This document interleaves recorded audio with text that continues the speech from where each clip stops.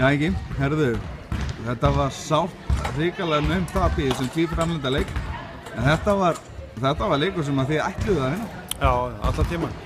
Og það sem ég er ánægður með, við lendum 23 undir og við erum samt sem áður með allar áherslur og menn koma út að við erum að vinna þetta. Og þetta er bara attitúd sem ég fíla.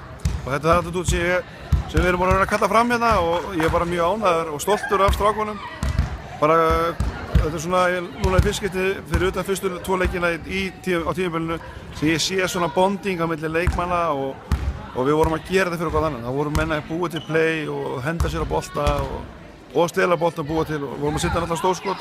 Og svo náttúrulega fengum við framlag frá Andri Mikkelsen og hérna, hann var frábær í dag og hann gerir þetta einn. Þetta er bara vegna þess að aðri leikmenn voru að peppa hvort annan upp og það var svona þetta er bara leikur sem við áttum að vinna og það er alveg helvítis fokk eins og Jón Gnarr sagði, nú fer ég með skilti heim. Það er klárt.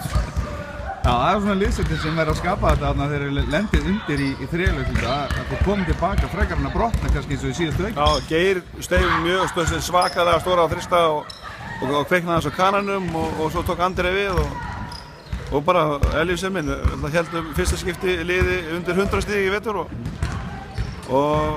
já, við erum að vinna þetta lið. Allir vinning fyrir Skallagrim og Jóskandi hafði mikið með sigurinn.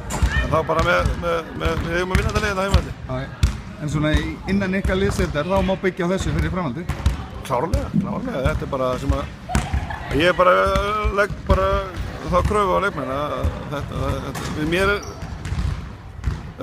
ég er alveg ógeðslega ósáttur að hafa ekki unnið núna en svona innst inni er ég alveg stoltur og allt það en ég er samt alveg mega pirraður að tapa þessu leik.